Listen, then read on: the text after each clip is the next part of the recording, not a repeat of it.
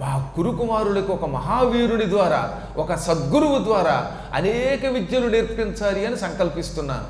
సరిగ్గా ఆ సమయానికి నువ్వు అడుగుపెట్టావు. ఇది మా అదృష్టం. నీకు అభ్యంతరం లేకపోతే మా హస్తినాపురంలో ఉండు, నీకు అపూర్వ భవనం ఇస్తాను. నా భవనంతో సమానమైన భవనం ఇస్తాను. నీ కుటుంబానికి అది ఇది అని కాకుండా సకల సంపదలని రాసులుగా చేరుస్తాను. ధన సంపద, ధాన్య సంపద, రత్నాల సంపద, ఆసనాలు, వాహనాలు ఒకటేమిటి అన్నీ కూరుస్తాను. మా వాళ్ళని మాత్రం మా వారసులనుగా తయారు చెయ్యి. నేను ఎటువంటి వాడినో నన్ను మించిన వాళ్ళు అవ్వాలి. అందుకే తన వారసులుగా చేయమన్నాడు ఆయన. భీష్ముడి లాంటి వాళ్ళు ఆ రోజుల్లో ఎవరూ లేరు. అందువల్ల భీష్ముడు నాకు వారసులు అయ్యేలాగా వీళ్ళని తీర్చిదిద్దామనగానే సంతోషంగా అంగీకరించాడు. చిత్తం తెలుసా, ఏ వ్యక్తి ఎవడి స్వభావాన్ని బట్టి వాళ్ళ స్నేహితులను ఎన్నుకుంటారు. అశ్వత్థామ రావడంతో దుర్యోధనుడితో స్నేహం మొదలైందిట. అంటే వాళ్ళ బుద్ధులు ఒకటి కొంచెం ఇంచుమించుగా.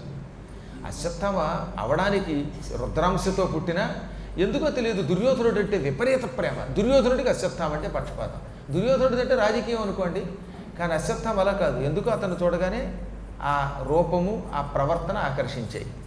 అప్పటి నుంచి అశ్వత్థామకి గురుపుత్రుడు అనేటటువంటి బిరుదు పోయి దుర్యోధన మిత్రుడు అనే పేరు వచ్చేసింది. అంత మైత్రి ఏర్పడింది వాళ్ళకి. ఇంకక్కడి నుంచి ద్రోణుడు వీళ్ళందరినీ గంగానదీ తీరానికి తీసుకెళ్ళాడు. ఎప్పుడు ఊళ్ళో విద్యలు నేర్పకూడదు, అందులో ఆయుధ విద్యలు. అందుకని గంగా తీరంలో ఓ పెద్ద అరణ్య ప్రాంతంలో గుడిసెలు వేయించి, తాత్కాలికమైనటువంటి పర్ణశాలలు వేయించి అక్కడ ఈ శిష్యులందరినీ చేర్చి మీ అందరికీ విద్య నేర్పుతాను. ఈరోజు అష్టమి. అష్టమి నాడు విద్యారంభం చాలా మంచిది. పైగా ఈరోజు రోహిణీ నక్షత్రం కూడా ఉంది. మీకు విద్యను నేర్పే ముందు నేను ఒక చిన్న కోరిక కోరతాను. ఆ కోరిక తీర్చే వాళ్ళని నా అంత వాళ్ళుగా చేరుస్తాను అనగానే ఏమిటండి అన్నారు వాడు. నేను ఒక దక్షిణ అడుగుతాను.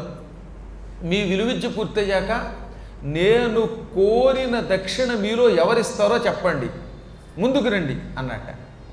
ఒక్కడ మాట్లాడితే ఒట్టు. నిజంగా గురువుగారు అడిగినటువంటి దక్షిణ ఇస్తాము అని ఉంటే ఈ జన్మలోనే మోక్షం వస్తుంది. అసలు గురువులు అవతల వ్యక్తి మీద ఎంతో అభిమానం ఉంటేనే నువ్వు నా దగ్గర ఉండరా బాబు అంటారు. అవతల వాడికి పూర్వజన్మ పాపం ఏదైనా ఉంటే, కర్మ ఉంటే దూరంగా పోతాడు తప్ప జ్ఞాని ఎప్పుడూ కూడా ఒక్కసారి గురువులు పిలవడమే యోగం అనుకుంటాడు. అనేక జన్మల మహాపాపాలు ఉన్నవాళ్ళు గురువులకు దూరంగా పోతారట. ఎందుకంటే వాళ్ళకి తరించే యోగం ఉండదు కనుక. ఇంతమందిని సద్గురుడు ద్రోణుడు నా కోరిక ఎవరు తీరుస్తారంటే ఒక్కడ మాట్లాడలా. అర్జునుడు టక్కన ముందుకు వచ్చాడు. నేను ప్రాణమిచ్చైనా మీ కోరిక తీరుస్తాను. తల్లి కంటే, తండ్రి కంటే, దైవం కంటే గురువు గొప్పవాడని శాస్త్రం చెబుతున్నది. రోజు మనకు అదే కదా శాస్త్రాలు చెబుతున్నాయి. వందే గురు పదద్వంద్వం అవాంగ్ మానసగోచరం అని గురుస్తూ చెబుతోంది. అందుకే కబీర్దాస్ కూడా గురు గోవింద దోవు కడే కాకే లాగో పాయ్ బలిహారీ గురు ఆపుకునే గోవింద దియో బతాయ్. గురువు గోవిందుడు ఎదురుగుండా నిలబడ్డారట కబీర్దాస్కి ఎదురుగా. ఇద్దరి కాళ్ళల్లో ఎవరి కాలికి ముందు దండం పెట్టాలి అనిపించింది ఆయనకి. ఒక్క క్షణకాలంలో గోవిందుడికి దండం పెట్టలా, గురువు గారి కాళ్ళకి దండం పెట్టాడు. ఎందుకని? అసలు గోవిందుడు అనేవాడు ఉన్నాడని, గోవింద అనే శబ్దం ఉందని ఈ గురువు లేకపోతే నాకు ఎవరు చెబుతారు? కాబట్టి గురువు స్థానం అన్నిటికంటే గొప్పది. ముందు గురువుకి నమస్కరించాకే గోవిందునికి నమస్కరిస్తానన్నాడు. జ్ఞానులు ఎప్పుడు అలాగే చేశారు. అనాదిగా ఈ ప్రపంచంలో గురుస్థానం చాలా గొప్పది. ఒక్క గురువుని ఖచ్చితంగా పట్టుకుంటే, ఆయన చెప్పినట్టు వింటే ఇంకా పునర్జన్మ ఉండదు, ఈ జన్మలో సకల శుభ పరంపరలు పొందుతాం అని గురువుగారి కాళ్ళ మీద పడి మీరు ఏం చెబితే చేస్తాననగానే ఇదిగో నేను నీకు అభయం ఇస్తున్నాను. నీ కాలములో నీ సమవయస్కులలో నిన్ను మించిన విలుకాడు ఉండడు. నీకు మహాప్రశస్తి వస్తుంది. ఏకైక ధనుర్విద్య నైపుణ్యం కలిగిన వాడు అర్జునుడనే పేరు ప్రపంచవ్యాప్తం అయ్యేలా చేస్తానన్నట్ట.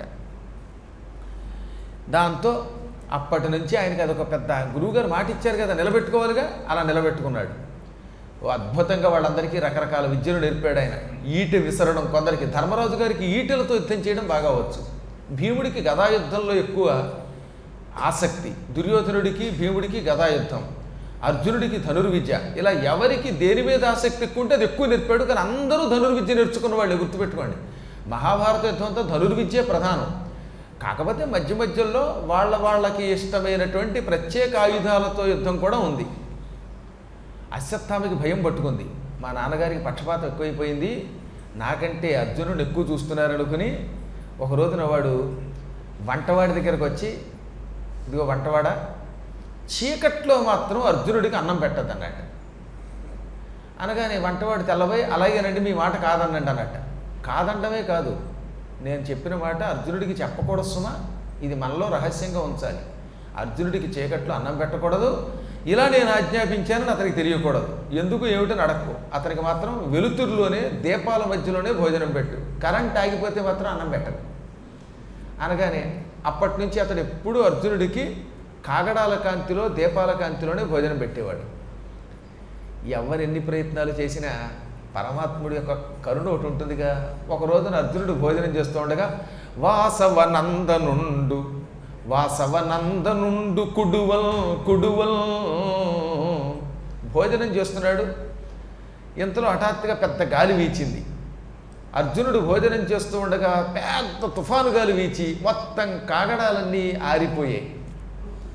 అర్జునుడు చీకట్లోనే ఇక్కడ ఆవకాయ ఉంది, ఇక్కడ మాగాయ ఉంది, ఇక్కడ పెరుగు ఉంది, ఇక్కడ పాయసం ఉంది అని గుర్తుపెట్టుకున్నట్టు ఎంత పూర్వం ఒక్కసారే చూశాడు ఆయన. నిజానికి ఆయన వడ్డించుకోవాల్సిన అవసరం లేదు కదా, వడ్డించేది వంటవాడు.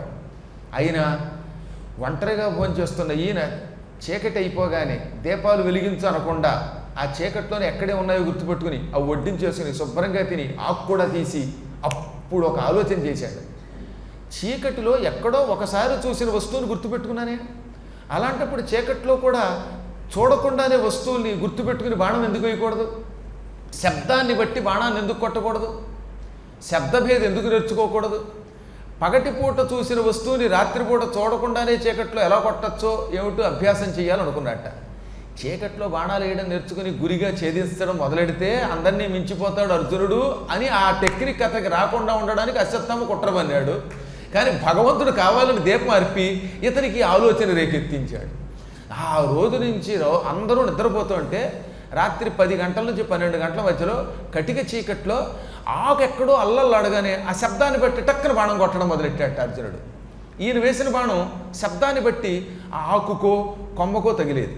రాత్రిపూట గాలికి ఆకులు ఆడతాయి కదా, ఆ అల్లాడుతున్న ఆకులకో లేకపోతే ఒకదానికోటి తగులుతున్న కొమ్మలకో శబ్దమును బట్టి బాణం కొట్టగానే ఇది వెళ్ళి దాన్ని ఛేదించేది. ఈ విధంగా అర్జునుడు ఆశ్చర్యకరంగా కటిక చీకట్లో కూడా కేవలం చిన్న శబ్దమును బట్టి గురిగా లక్ష్యాన్ని కొట్టడం మొదలెట్టాడు.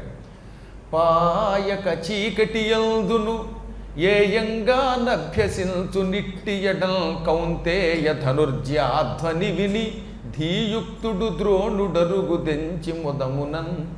కటిక చీకట్లో కూడా ఎంత అద్భుతంగా బాణాలు వేస్తూ విద్యాభ్యాసం చేస్తున్నాడు అర్జునుడు.